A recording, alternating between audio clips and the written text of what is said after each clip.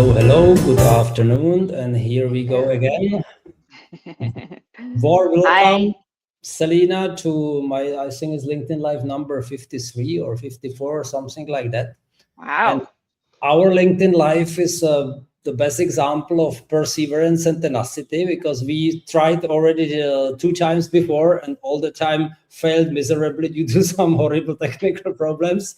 So it's really happy. I'm really happy because when I promise something, I would love to deliver. And that's the reason we are here today. Warm welcome again. Could you please introduce yourself briefly, Selena? Thank you so much, Vaclav. And I don't believe in coincidences. So I state in English we say three times a charm. So there's a reason that it's working today. So right now is the right time and the right moment. So thank you so much for having me. So yeah, my name is Selena Blackmore, and I am here to share my story. I live in Switzerland, in lovely Aargau, between Basel and Zurich. I'm a single mom of three kids and have lots of four-legged friends at home as well. And I have here to talk about Reclaim and my coaching that I now do and my story of how I got here. I think there are many parallels between both of us, and I hope that at the end of this session, people have better understanding how does it feel to live a quote unquote secure corporate career, how maybe decipher all these smiles while we are smiling on the workplace and we feel desperate and depressed. This was my case. We worked in the same department, but not at the same time. So it was Yeah. the global clinical supplies operations, both of us. And funny enough, we met when we both left Novartis. So Yes, I remember that. I remember we've been in Quebec in the coffee and in Yeah. Fruiling, I think was it? Yes, in Coffee Yeah. Fruiling that we met at the time, and we started to talk with each other, and now we are like colleague coaches supporting each other. So this is it. Could you maybe a little bit elaborate how was your background and what did bring you to found your own coaching Reclaim? So tell us the story because you spent 20 years in senior leadership roles in pharma and everything looks like a huge success from the outside. But yeah, what It was it going in it your does, or it did.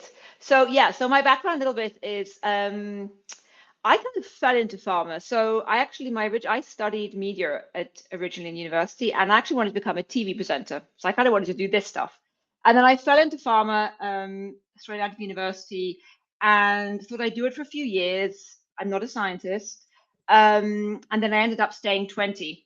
Um, and yeah, we met, and I actually remember the first time we met in places the nearshore, and we met when we were both in drug supply. I was primarily in roles of leading up operational groups in preclinical spaces and in drug supply. I moved around a lot. So even when I was in the company, I was consistently moving and trying things out.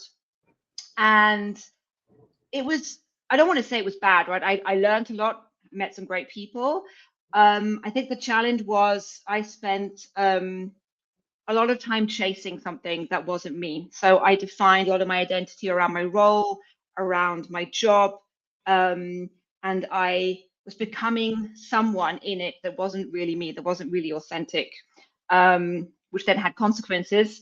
And I left the company at the end of 21 and spent a few years freelancing. And then since 2024, launched my coaching business. And my tagline actually in LinkedIn is I became the coach I wish I'd had. Mhm. Because going through some of the big challenges in the company and also on personal level, it was a very lonely time. I often felt very lonely in that corporate space as well. And I had no one that I could really talk to or who I could share with. And I didn't feel supported. And those are the typical moments when you see a colleague, the colleague is active at the company, friendly, smiling, and you would never assume that the person is just at the moment fighting depression because we are all living with masks there. Huh? Mm, And I think there's 100%. nothing wrong with Novartis or with corporate wealth, but that's the way. You maybe disclose your inner self to only very, very few people. And when I was in my last days in Novartis, I had a severe depression and nobody noticed it because I Mm, was friendly, smiling Václav mm, running around. So, and For me, it was easier because I have a loving wife at home. The background is provided. You are a single mom, so it's much more difficult for you. And then you founded your Reclaim. So could you tell me a little bit what is Reclaim is? What kind of service do you provide? And what do people come to you, and how do you solve it? There's a lot of questions, but we can take it. We'll work through it. Yeah. What is Reclaim?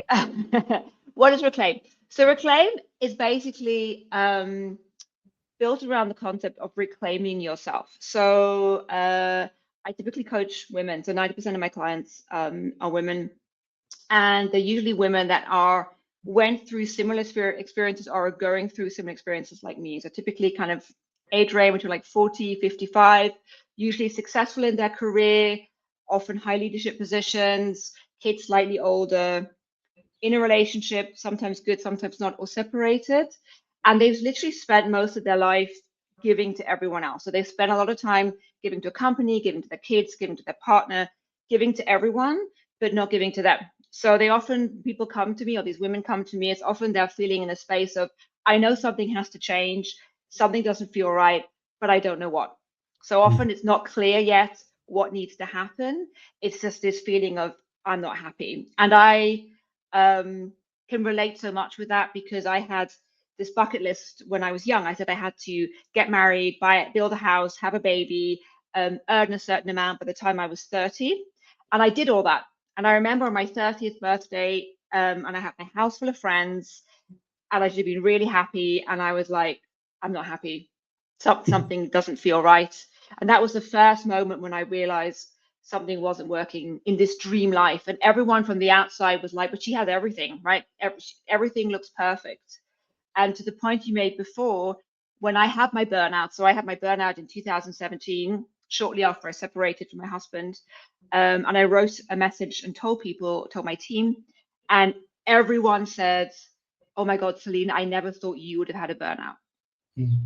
Because again, from the outside, it's all together, everything's perfect, the great kids, did the parties, everything seemed lovely. Again, I'm generally a positive, happy person, but you're hiding. You're basically, it's a mask, and you're not showing what's going on inside. And I really had to learn to ask for help, and to learn that actually slowing down is a good thing. And I say today, the burnout was the best thing that ever happened to me, because it made so much clear for me in my life. A technical remark to our spectators and listeners, please don't hesitate to ask questions, because I will display them on the screen, and either Selina or me, we are going to answer those as good as we can. So I know that several of my friends are listening to the podcast and rowing or doing fitness, so that's why I will read it out loudly, and then we can take it from there. So I assume you, similar as me, you see different people in different stages of their lives. How do you recognize that someone simply needs a new job or a new direction, or someone who needs some deeper work? So how do you realize this? What kind of techniques are you using, and so on? That's a great question. I think, first of all, you never assume, right? And what I find is that often sometimes the issue people come with when they say, I'm having an issue with my manager, or I'm having an issue here, or I'm struggling with this, that's never what the real issue is. The real issue, it's kind of, that's the consequence. That's what's the external thing that you're seeing or you're experiencing, but it comes from somewhere. So I often describe my coaching as I coach from the inside out. So you may say you have an issue with your manager, but actually what that issue might be something very different. It might be something around your self-worth or your self-value, or you not feeling secure enough to share what you're thinking or to share your voice, and that comes from somewhere.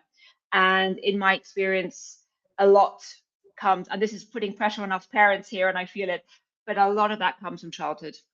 A lot of things that we carry with us into adulthood is childhood experiences, childhood trauma, sometimes through our growing up, our parents, our siblings, school, and if we don't look at those, they will continue to impact us in our adult life. Yeah, absolutely agree. I grew up as a kid of a perfectionistic, choleric dad, and I resolved probably the biggest traumata after my depression with almost 60. And in the old days, when somebody was really like highly assertive person, even if I knew better than the person, I withdraw my opinion because I simply didn't want to have a conflict with someone who is basically very, very highly assertive.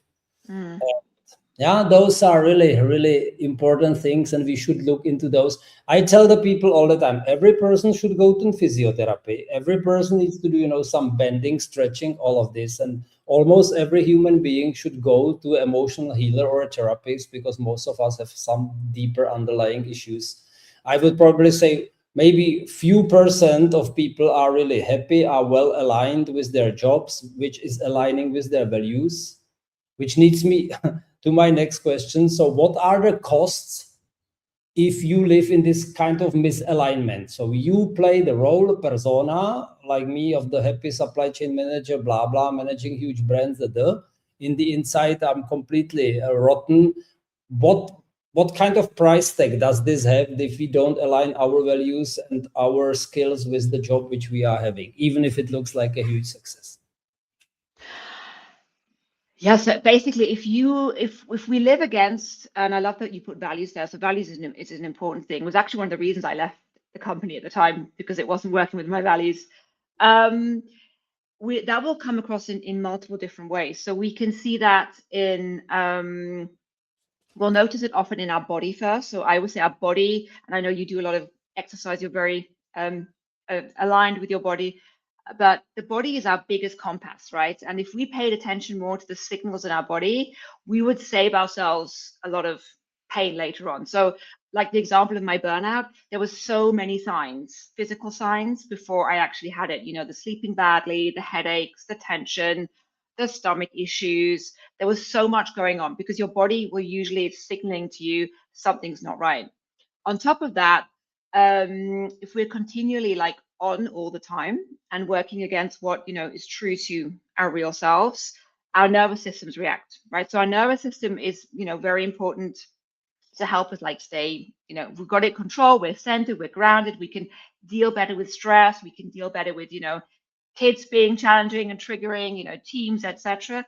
But if we're constantly on, if we don't let our nervous systems calm down, then it takes very little for us to trigger. So that means we can often react over emotionally. We end up yelling at our kids. We all know that.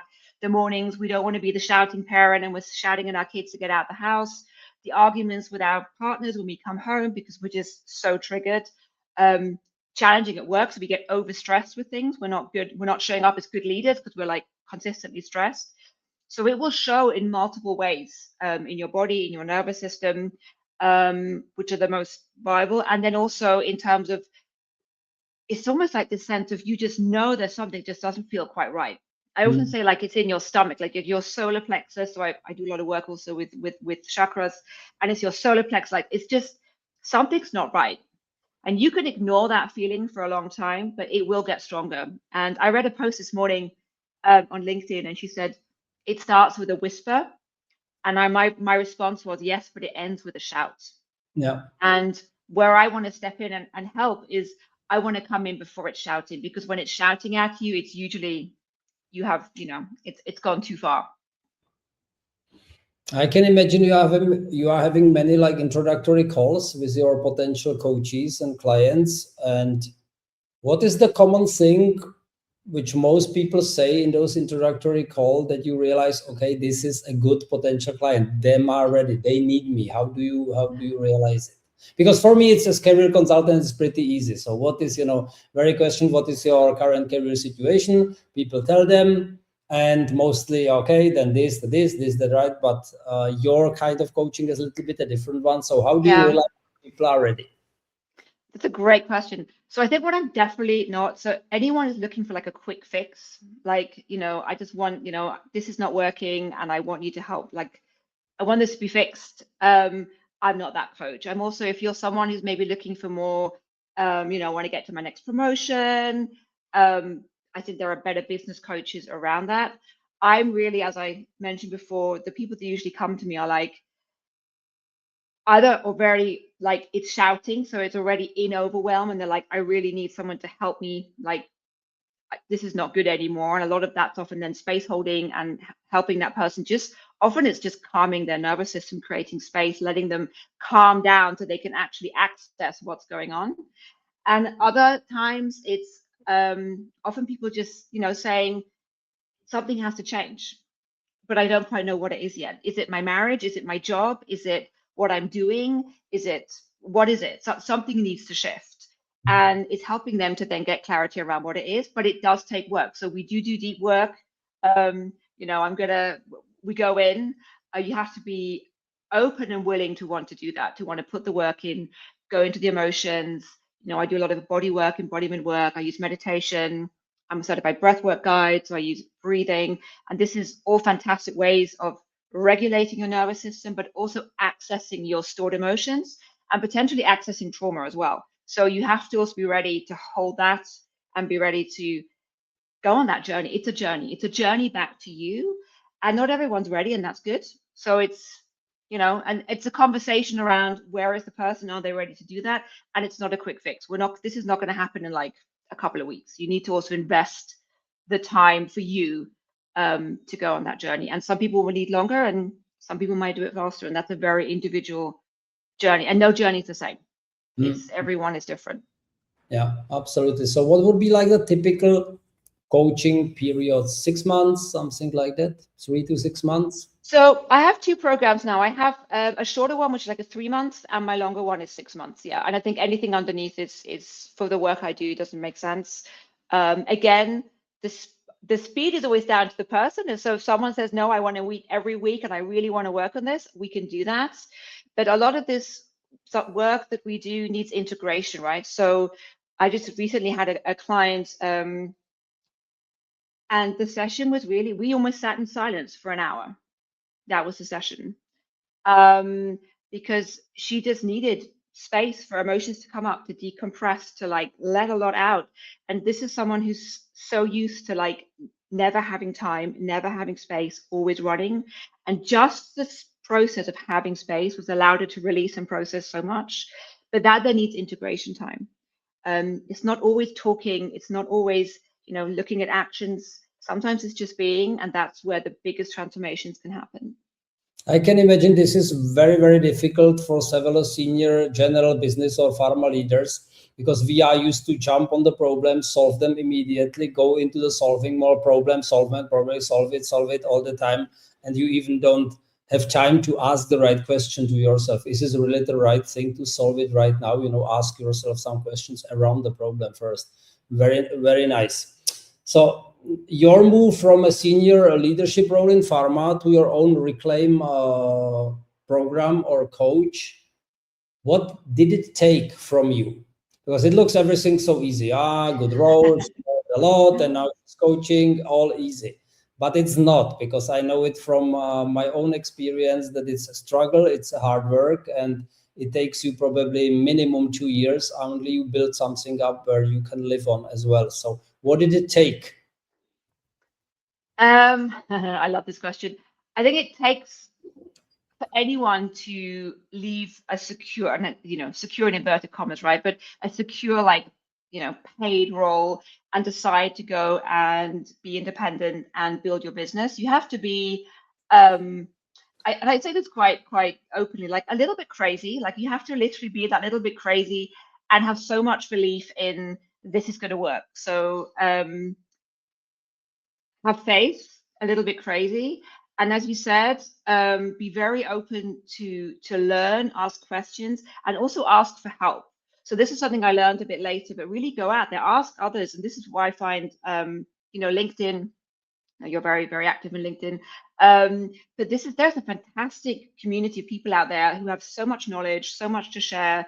So I really also invested in, you know, making connections, asking people what worked, what didn't work, using your network.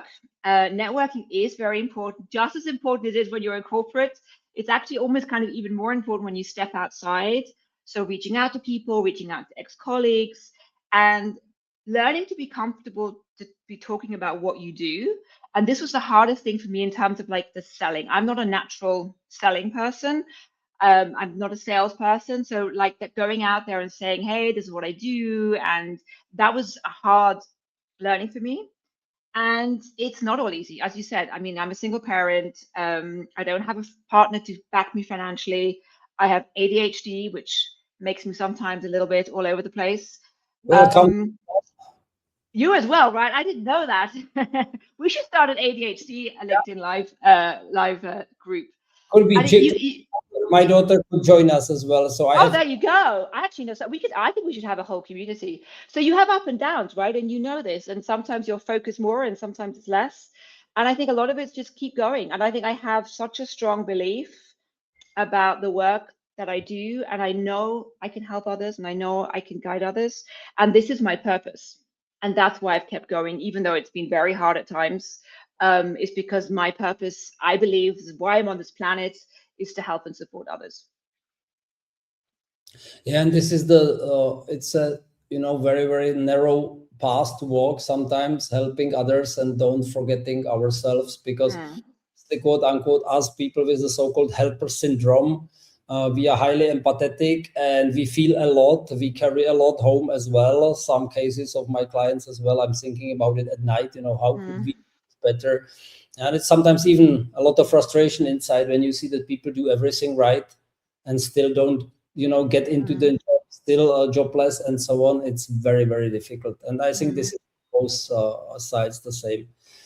Yeah, if I look back into my years in big pharma, we have this kind of feeling we are defined, by our titles, by positions, how many people report to us. It's a good feeling to be like head of something. It's yeah.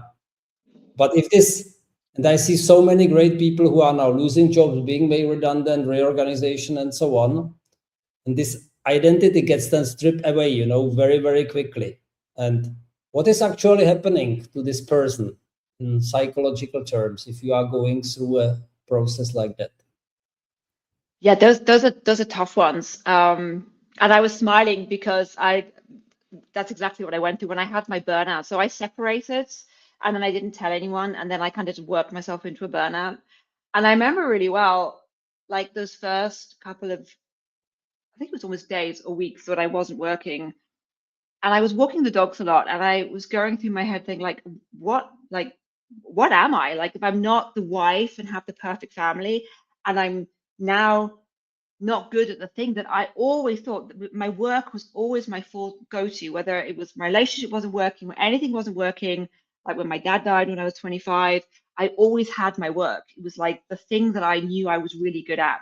And when that broke, it's like you're left with like almost like a shell, like an egg cracking, and you're the soft gooey bit in the middle, and you're like, oh my God, and you feel very vulnerable. It's very scary. And the challenge is, and I talk about this quite a bit in LinkedIn, is that the identity we've created is the identity around belief systems, right? And belief systems, these again are often what we've got from childhood, from our upbringing, from expectations from other people on who we should be and how we should live our life. They're not necessarily belief systems that are really true for us. And part of these, let's say, identity crises, what they're good for is you get to rebuild your own shell. So you have to be the gooey bit in the middle that's a bit scary and there's no shell, but you can rebuild that shell, but based on the belief systems that are really true for you. So what is actually really true? And I had to learn that actually, and I'm very honest about this, I wasn't always a very nice person when I was working in corporate. I was quite arrogant. I was quite dismissive sometimes. If people told me I was working too much, I'd be like, oh, you're just not ambitious. I'm ambitious. You don't understand. Because I was so blindsided by the job, because that's what I put everything into, because that made me feel safe. And when that falls away, it's like a free fall. And then you have to relearn, okay, so what does make me feel safe? And who am I? And what do I actually want? So even though they're very, very hard things to go through, they're actually really important for your personal growth and for really figuring out who you are. Because again, I think ultimately we're all here to try to figure out who we are, what we want to do, and what we want to give back. I don't think we're just here to have a nice house and have a nice car. I also think we're here to give something back to the world. Was there something specific which helped you through this process? A person, a process, inspiration, a leader who was inspiring you on your way towards your own Reclaim coaching?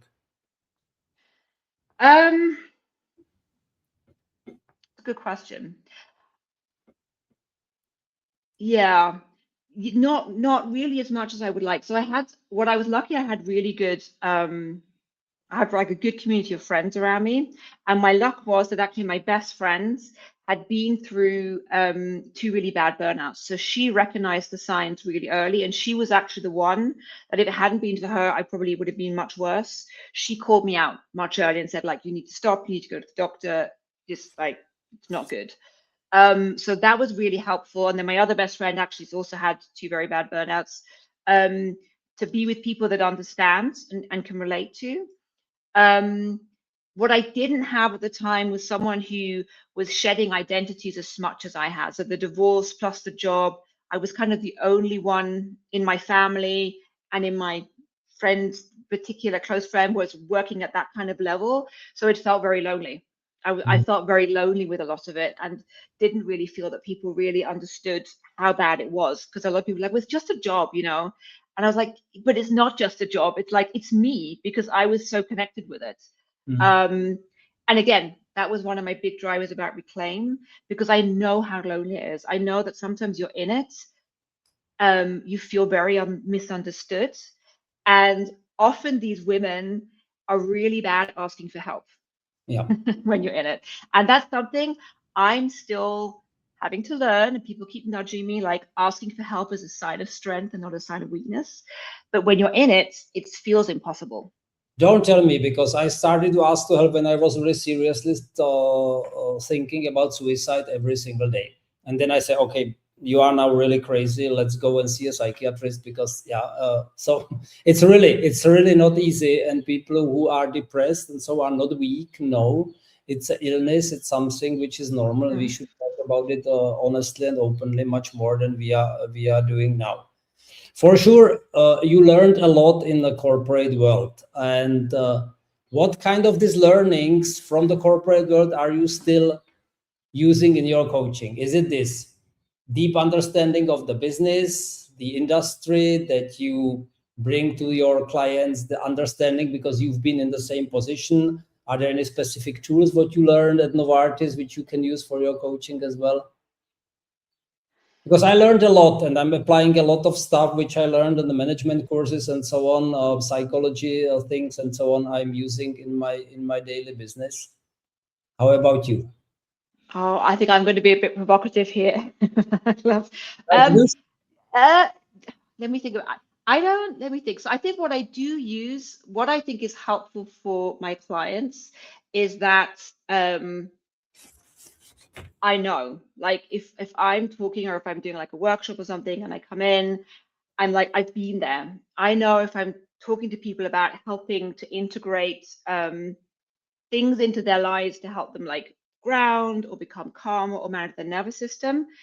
These are very, very busy people. So we're going to have to do something that's going to be easy for them to integrate into their daily lives, into maybe how they can help prepare for a difficult meeting at work, how they can help do small actions to manage their nervous systems when they're, having to talk to their team and it's a difficult conversation. So I think what's been very helpful is because I understand how hard it is and the stress you have and the lack of time, that when I do work with people and give them actions and things that they can integrate, I make it as simple and as easy to do and just like try it. So like it needs to be almost like, you make a cup of coffee and there's something you can do while you make a cup of coffee, not like you have to meditate every day for half an hour because no one's going to do that. So I think that's been very helpful because I understand what's everything going on. In terms of do I integrate things I actually learned in corporate? You know what? I need to think about that one. Maybe subconsciously I do. There's actually a lot of things I got taught in management or like trainings that now I'm like, that's the biggest load of blah, blah, blah I ever heard. I remember one training that was telling us like, don't trust your gut feeling. Like, you shouldn't trust your gut. And as someone who is like hugely intuitive, and it's a big part of my coaching, I would like, oh my God, that's the worst thing you can ever tell someone. But yeah, I think it's more that I understand what it is, so I base how I help people around that. Because if it's not, then people won't do it, and then they can't grow. For me, it's the structured approach. So, that you need to plan things, that you need to inform in the right. That it's basically every client session is something like a small project management, and what comes on top, that every human being is completely different, and you need to tackle every single client in a little bit different way, because some more analytical people respond more on other tools than those intuitive one, as you elaborated. What I would like to ask, did you have any specific corporate habit, which you have to let go when you started your own business? Oh my God. I think, I don't know if you had this as well. I think the way you talk, like all even like the way I would write in the beginning, like the emails.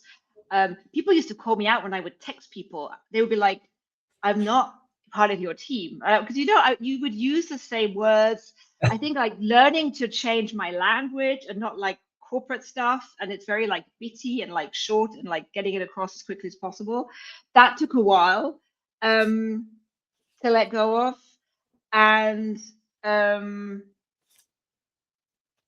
slowing down. And I think, I mean, that's why I think one of the reasons I was so successful in corporate is through my ADHD. It has its pros and cons, but we can be very, very good at working really fast on lots of things and churning stuff out. And the challenge is a little bit then, because, with ADHD, we're consistently looking for dopamine. We get addicted to that.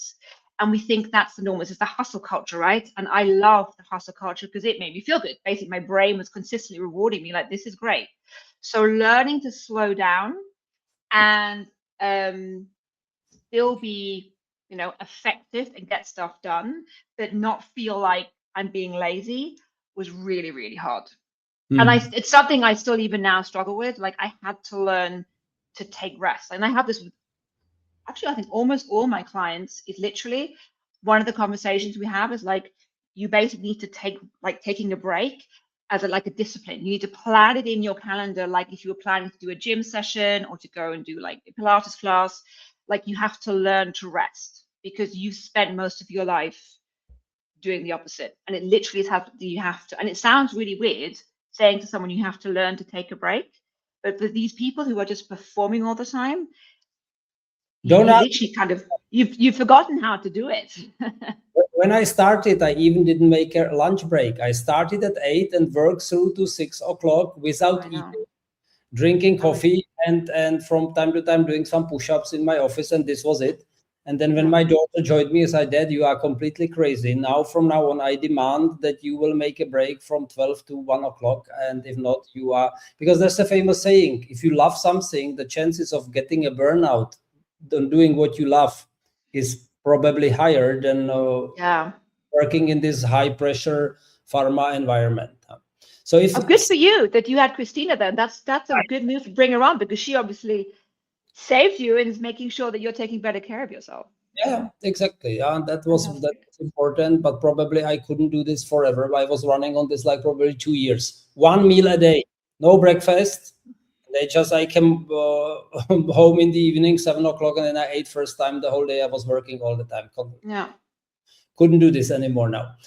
If we have someone who is listening just now and the person thinks, okay, this is exactly me, I'm hearing myself, what should those people do in the next 5 minutes after the meeting?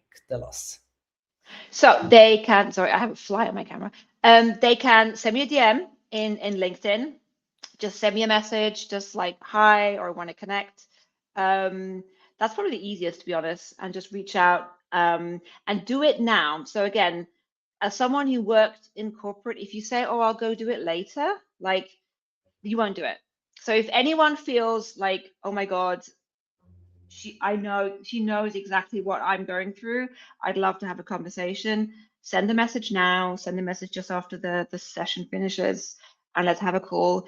Don't wait to do it later, because if we wait for later, the later might never come. Yeah, and I think important is to have a decent call, and people shouldn't expect any sales pitch and nothing like that. It's simply a discussion between two people, and you have to understand there need to be a human chemistry between the 100%. coachee, and you cannot be the perfect coach for everyone, 100%. as well as the same story. But now I would like to hear some client success story, Selina, because this is something very important. This is something what we share a lot on LinkedIn. So tell us some lovely success story of yours. Success stories. Okay. So I mentioned one already. So the person I mentioned that we had, and it was quite recent, that we just sat in silence, and it was allowed to process so much. And I got a really nice note afterwards. And we're kind of like halfway through the program, where she basically shared like she said, I always feel really tired after the sessions with you because there's so much that comes up. But I just feel like every time something small is shifting, something more is opening up. And every time I feel a bit more me. And for me, that's like the best feedback I can ever get, because the ultimate goal of usually what we're working towards, and to your point, I don't work with, we don't come in with like, these are your actions, this is your framework, this is what we're going to achieve. It's very much based on, we do talk about where you are and where you want to go, but it's also, we work very much on where is the person on the day. And a lot of it is about finding you, because we hold all the answers, right? So if we get access back to us, then we know, I'm not going to tell you what the decision is about your relationship or your job or what your next step is. You know that. It's just helping you to get access to that. So that's always, for me, when someone tells me like, I'm finding me again, that's the best. And then recently also got another beautiful feedback from someone, again, about something that she's been working on for a while, and she was struggling to get clarity with it. She's been kind of mangling with it. And we had a couple of sessions, and she also shared that it really helped her to gain so much clarity on what it was she was working towards. It helped her to take action and to understand what her next step was. And it was something, again, quite simple. It was really questions, and I used quite a lot of meditation, visualization. I love visualization, such a fantastic practice.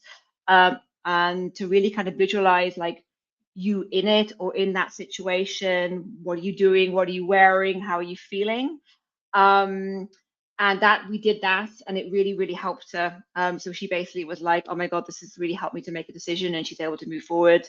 And yeah, those kind of things are ones where I feel, for me, give so much gratitude to the work that I do. It's not like big firework stuff. It's sometimes the small stuff, right? The small steps, I'm opening up, I've made a change.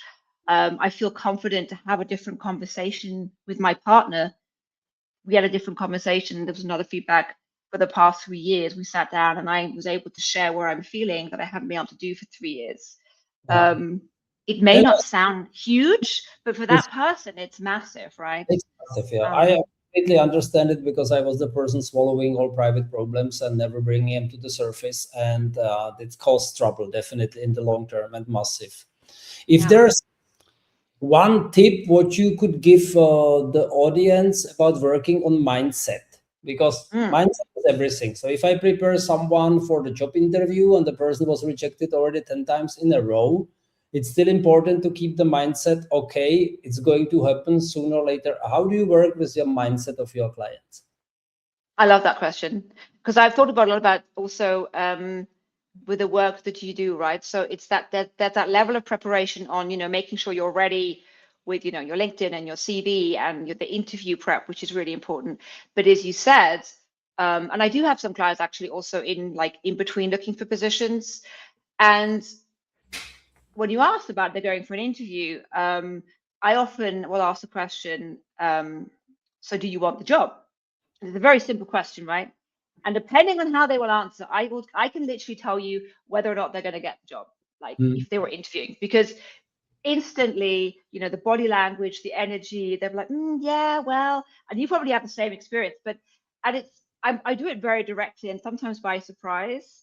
And that's exactly what I meant about the mindset. Like, if you want the job, you can have the job, but then you need to really want the job and you need to understand what wanting the job is. And sometimes what comes out, and I don't know if you experience this, is actually when we go deeper in, they don't actually really want that job. Yeah. They're like, I'm applying because I need a job. This is not in it. If this is not in it, you know, and we know the job market is tough. Your energy goes through the door of that interview room before you even go into that room. And we all know, you know, the first 3-5 seconds, people make their opinion on you, whether it's fair or not. So you need to want it here. And there are, you know, exercises you can do. Again, I use a lot of visualization about really prepping yourself, imagining yourself in the job. You're in it 6 months. What are you doing? What does it look like? How are you feeling? And really going into detail, like, what does your team look like? Where are you sitting? What, you know, and get them to connect with that version of them in the job. To basically, it's almost like you trick your brain and you trick your nervous system to be like, oh yeah, I'm actually, and then you also notice how they shift. So their body language will shift, and you keep going into like, okay, so do you want the job? Yeah, I want the job. And then if we do it till it's so convincing that I'm like, okay, now you're ready. Now you want the job. And it's a process. Sometimes it's going to take a few runs. But it's really about, and it goes back to what's blocking you from thinking that you can't have that job. Because they might have the best CV.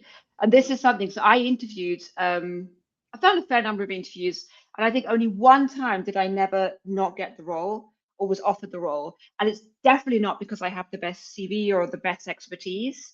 It's because I know how to manage the energy of a room. And I'm very like, if I want something, I want it. That's why I've made Reclaim, because I really want this. I don't have a guarantee it's going to work, right? We don't know. But I'm like, if I want something, I want it. And people feel that. People feel like she wants this. And that's important. And I'm sure from your experience, you know, the job market is very tight. People want to see the passion. They want to see the energy in someone wanting to come into a company. And I think that's just as important as having really good qualifications. And I think this is a fantastic closing statement. Dear Selina, thank you very much for being my guest today.